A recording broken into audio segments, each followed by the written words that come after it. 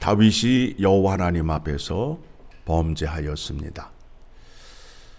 다윗은 은밀하게 완전 범죄를 계획하였지만 그것을 하나님께서 다 보셨습니다.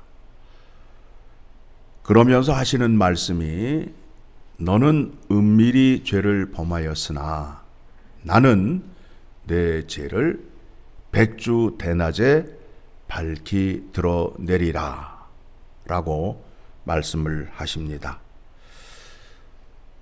다윗이 여호와 하나님의 계명을 어긴 것을 여호와 하나님께서는 어떻게 생각하시느냐 하면 네가 나를 업신여겼다라는 겁니다.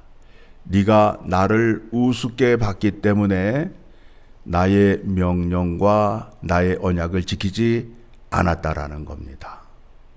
여러분, 우리가 하나님의 말씀을 알고도 그 말씀을 지키지 않는 것은 하나님을 무시하고 업신여기는 행위라는 것을 기억하셔야 돼요. 우리의 자식이 내가 말한 것을 무시하고 업신여기면 여러분 기분이 어때요? 이루 말할 수 없을 정도로 아주 마음이 상하잖아요. 하나님의 마음이 그러함을 여러분이 기억하셔야 돼요. 내가 하나님의 이름을 망령되이 일컫게 되면 하나님은 상심하시고 노하시는구나 라는 것을 기억하시고 사셔야 되는데 전혀 그러한 생각이 없이 내가 죄를 지어도 하나님이 이해해 주실 거야, 내가 이렇게 해도 하나님은 모르실 거야 하는 믿음을 갖고 하나님 앞에 서 있다면 하나님은 여러분을 징계하신다라는 것을 기억하시기 바랍니다. 그래서 다윗이 은밀히 행한 죄로 말미암아 그의 아내가 백주 대낮에 그의 아들 압살롬에게 몹짓을 당하는 것을 뒷장에 가게 되면 확인할 수 있게 됩니다. 다윗이 이 일로 여호와 하나님께 금식을 하며 간절히 기도하였습니다. 그런데 그 아이가 죽었어요. 여러분, 기도라는 것에 대해서 여러분 다시 한번 생각하시면 좋겠어요. 기도가 나의 원과 나의 욕심대로 되지 않는다라는 거예요. 예수님도 십자가의 죽음 앞에서 어떻게 기도하셨죠? 나의 원대로 마옵시고 아버지의 원대로 하옵소서. 내 뜻, 내 소원을 이루는 것이 기도가 아니에요. 내 생각을 하나님의 뜻으로 바꾸는 시간이 기도의 시간이에요. 자, 보시기 바랍니다. 다윗이 그 아이가 태어났을 때에 그 아이가 아파요. 그래서 간절히 기도하는데 어떻게 기도했다고요? 금식하며 기도했어요. 그래서 그때는 신하들이 음식을 차려주어도 먹지 않았어요. 그런데 그 아이가 죽었다 함을 듣고는 어떻게 해요? 몸을 씻고 음식을 차리라 명령하여 음식을 먹습니다. 그러니까 신하들이 놀라잖아요. 아이가 아플 때도 금식하셨는데 아이가 죽었으니 얼마나 더 마음이 상심이 되어서 음식을 먹지 않을 거다라고 생각을 했는데 다윗이 음식을 먹었다라는 겁니다. 그래서 22절을 가게 되면 이제 21절에서 신하들이 묻잖아요. 아이가 살아있을 때는 음식을 드시지 아니하더니 아이가 죽은 후에 어찌하여 음식을 먹으십니까? 라고 질문을 하니까 22절 같이 읽습니다. 이르되 아이가 살았을 때에 내가 금식하고 운 것은 혹시 여호와께서 나를 불쌍히 여기사 아이를 살려주실는지 누가 알까 생각함이거니와 지금은 죽었으니 내가 어찌 금식하랴?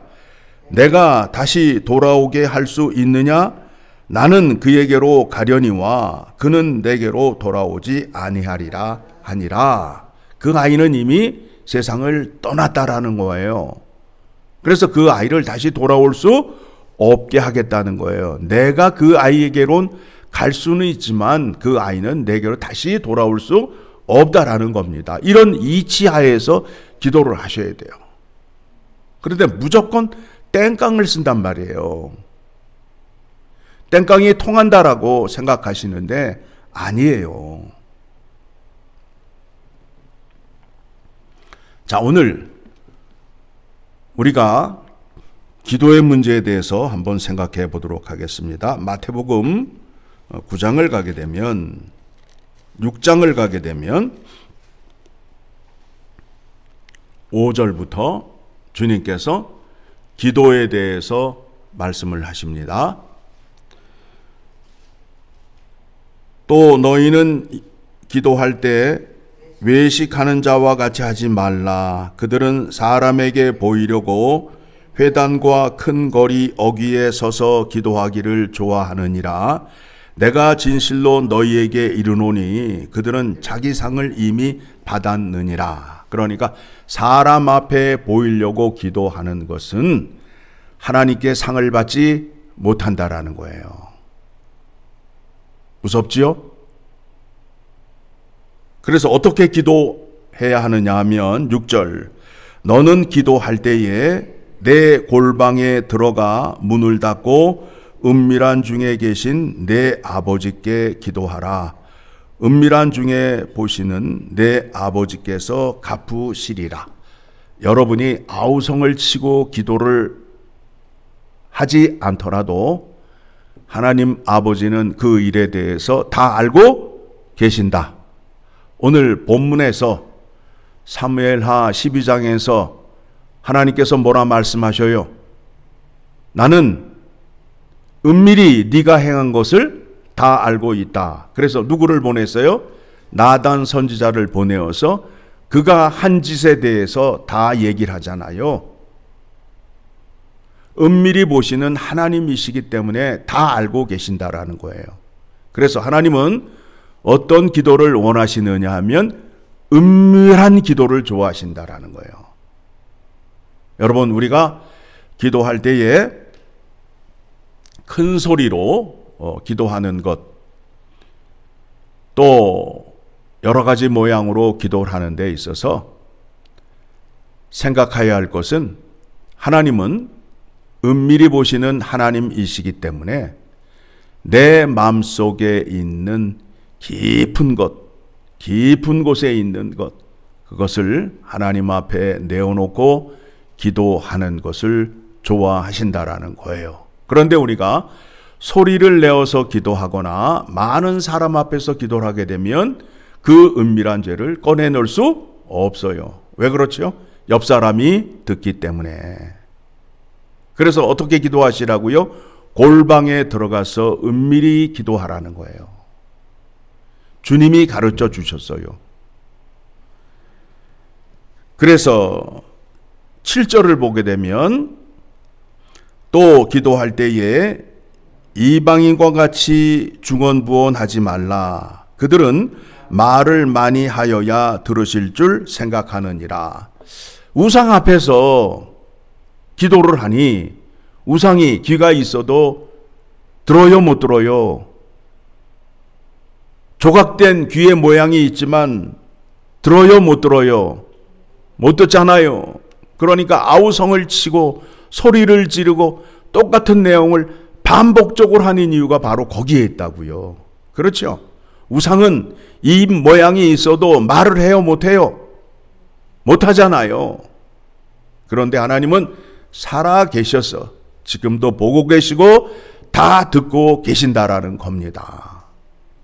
주님께서 이렇게 말씀하시는 이유는 무엇이냐면 이렇게 기도해야 누가 좋아하신다고요? 하나님 아버지가 좋아하신다라는 거예요. 거룩하신 하나님 아버지가 제자들에게 말씀하시기를 너희도 거룩한 자처럼 기도를 해라. 거룩하신 하나님께서 이스라엘 백성들을 거룩하게 하기 위하여 그들에게 율법의 말씀을 주면서 그 말씀대로 지켜 행하라.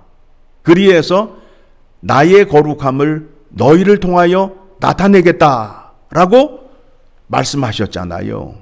그러면 우리가 금식, 구제, 기도할 때에 하나님의 거룩함을 나타내야 될까요? 안 나타내야 될까요?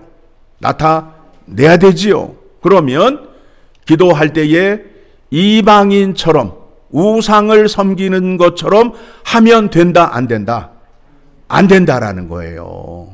왜 그래요? 하나님은 살아계신 하나님이시기 때문에 우리를 보고 계신다라는 거예요. 그러니까 우리가 작게 얘기한다 할지라도 하나님은 다 듣고 계신다라는 거예요. 반면에 우상은 큰 모양을 갖고 있고 돌로 만들고 나무로 만들고 금속으로 만들어서 귀 모양을 갖고 있지만 듣지 못해요. 그러니까 나의 열심과 나의 정성으로 들으라고 아우성을 치는 이유가 바로 거기에 있다라는 겁니다. 8절 그러므로 그들을 본받지 말라. 구하기 전에 너희에게 있어야 할 것을 하나님 너희 아버지께서 아시느니라. 아버지가 사랑하는 자의 필요함을 아시잖아요. 그렇죠? 그래서 9절 그러므로 너희는 이렇게 기도하라. 하늘에 계신 우리 아버지여 이름이 거룩히 여김을 받으시오며. 그러니까 아버지의 뜻대로 아버지가 말씀하신 대로 기도하시고 행하셔야 아버지의 이름을 거룩하게 드높이는 거예요. 여호와 하나님께서 뭐라 말씀하셔요? 다윗에게 네가 내 명령을 어긴 것을 네가 나를 업신여겼노라 라고 진노하시잖아요. 그러니까 우리가 기도할 때에도 거룩하신 하나님이 무엇을 원하시고 어떻게 기도하시는지를 확인하시고 기도하는 자리로 나아가면 좋겠어요. 그래야 아버지께서 그 기도를 들으시고 받으셔요. 아버지가 하시는 말씀이 뭐예요? 내 앞에 나올 때 이방인에게 우상 앞에서 기도하는 것처럼 하지 말라라는 거예요. 나는 살아있는 하나님이라는 것을 지금 말씀하고 있는 거란 말입니다. 그래서 기도를 어떻게 하면 하나님이 기뻐하시는지 나라가 임하옵시며 뜻이 하늘에서 이루어진 것 같이 땅에서도 이루어지리이다. 아버지의 뜻이 이 땅에 펼쳐지기를 아버지가 원하셔요. 그래서 그 뜻을 누구에게 맡겼다고요? 나에게 맡겼다고요.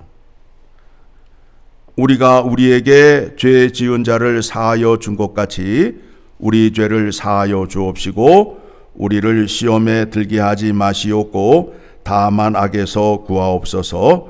나라와 권세와 영광이 아버지께 영원히 있사옵나이다. 아멘. 우리라는 존재는 죄에 약해요. 사탄이 우리에게 다가올 때 무서운 방망이를 들고 찾아오지 않아요. 멋있게, 아름답게, 매력적으로 다가와요. 그래서 우리의 마음을 유혹을 하는 거예요. 유혹을 하는 거예요. 그래서 여러분, 우리가 쉽게 넘어가는 것이 무엇이냐 하면 내 마음을 유혹하기 때문에 그렇다라는 거예요. 그래서 누가 나에게 와서 좋은 얘기 해줄 때 여러분 조심하셔야 돼요. 누가 나를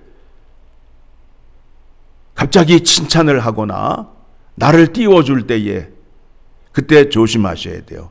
그 속에 속임수가 있다라는 것을 기억하시기 바랍니다. 그리고 14절에 가서 같이 읽습니다. 너희가 사람의 잘못을 용서하면 너희 하늘 아버지께서도 너희 잘못을 용서하시려니와 너희가 사람의 잘못을 용서하지 아니하면 너희 아버지께서도 너희 잘못을 용서하지 아니하시리라. 하나님은 긍휼히 여길 자에게 긍휼을 베푸셔요. 그러니까 여러분들이 하나님 앞에 나올 때에 이웃의 죄를 용서하시고 나와야 내가 하나님 앞에서 용서를 받을 수 있다라는 것을 기억하시기 바랍니다. 하나님이 모세에게 자기 자신을 소개하잖아요. 출애굽기 33장을 가게 되면 모세가 여호와 하나님의 영광을 보여주시옵소서, 하나님이 누구신지를 나에게 보여주시옵소서. 그러니까 19절에 출애굽기 33장 19절 같이 읽습니다. 여호와께서 이르시되 내가 내 모든 선한 것을 내 앞으로 지나가게 하고 여호와의 이름을 내 앞에 선포하리라. 나는 은혜 베풀 자에게 은혜를 베풀고 긍휼히 여길 자에게 긍휼을 베푸느니라. 그렇죠? 그러니까 여러분들이 죄 용서를 받으시려면 어떻게 하고 오셔야 된다고요? 먼저 이웃의 죄를 용서하시고 와서 죄 사함을 받으려고 기도하셔야 된다라는 거예요. 그런데 우리의 마음은 놀부의 심보를 가져가지고 절대 이웃에 대해서는 용서하지 않고 내 죄만 용서하여 주시옵소서라는 마음을 갖고 있다라는 거예요. 그래서 그러한 마음으로 기도하게 되면 용서를 받을 수 있다 없다? 이 문제 해결이 안 되게 되면 헛기도를 하는 거예요. 헛기도를 하는 거예요. 내가 누구에게 기도하는 거예요? 살아계신 하나님에게 기도하는 거 아니에요. 그러면 하나님이 어떤 분이신지, 내가 기도하고 있는 대상이 누구인지를 분명히 알고 기도를 하셔야 되는데 대상이 누구인지도 모르고 그냥 내 욕심, 내 열정으로 기도하게 되면 그거는 헛부르짖음이 된다라는 것을 기억하셔야 된다라는 겁니다. 오늘 다윗이 범죄하고 여호와 하나님께 부르짖었어요. 용서를 받았어요. 용서를 받은 내용은 시편에 자세히 나와 있습니다. 또 기회가 되면 그 말씀을 여러분에게 소개하도록 하겠습니다.